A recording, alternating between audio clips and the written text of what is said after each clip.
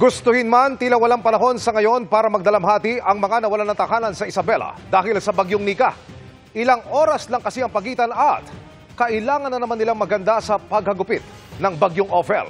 Mula sa bayan ng Ilagan sa Isabela, nakatutok live si James Agustin. James.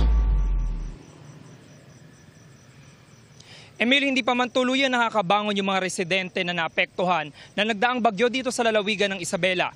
Eto't naghahanda na naman sila para sa paparating na bagyong Ophel. Balik sa evacuation center ilan nating mga kababayan, lalo na yung mga nawalan ng tirahan. Nakauwi na sa wakas kaninang umaga si Leonard matapos ang 2 araw na pananatili sa evacuation center. Pero ang dinatnang bahay, wasak na matapos mabagsakan ng puno dahil sa pananalasa ng bagyong Nika. Halos wala siyang naisalbang mga gamit. Mahirap po mawala ng bahay. Kahit nakikitira lang kami rito sa lupang to, mahirap pa rin. Kasi gumastos din po kami rito. Saka yung mga gamit namin. Meron man gusto sana tumulong, kahit konti lang. Pero walang oras para sa pagdadalamhati dahil nagbabanta naman ngayon ang bagyong Ophel. Kaya kahit kauwi pa lang, lilikas siya ulit ngayong araw. Kapag sinabihan kaming bakwit na po agad. Ang kanyang kapitbahay na si Mang Jessie, abala sa paglalagay ng pabigat na bato sa bubong. Ang ipinanulumo ng kanyang misis na si Aling Rosita, ang pinadapa nilang kabuhayan. Kahirap po ng buhay. Lalo yung mga pinagkukunan namin na binebenta, nasira po lahat yung sagingan namin. Saka yung mga talong dun banda, nasira po lahat. Sa barangay Apanay, 7 pamilya pang nasa evacuation center. Ang 5 buwang buntis na si Maylene kasamang lumikas ang kanyang anak at pamangkin. Sariwa pa sa kanyang alaala kung paano tinuklap ng bagyo ang dingding ng kanilang bahay. Biglaan lang po kasi sir, kasi sobrang lakas po ng hangin.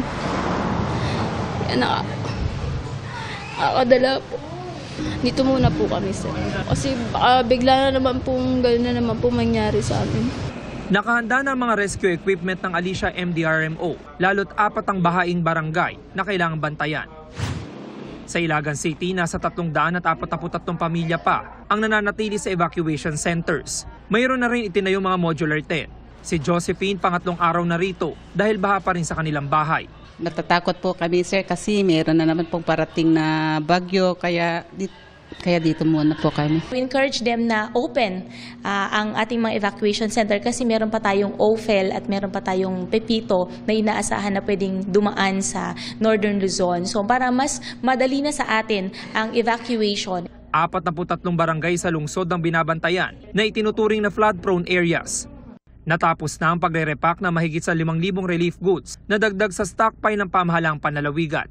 Ang Magat Dam nakabukas pa rin ang 2 spillway gate at patuloy na nagpapakawala ng tubig. Samantala, Emil, patuloy yung monitoring ng mga otoridad lalo na dun sa mga coastal municipalities at dun sa bayan nga ng Palanan ay nagsimula na yung preemptive evacuation kaninang hapon. Yan muna ilitas mula dito sa lalawigan ng Isabela. Balik sa Emil. Maraming salamat, James Agustin.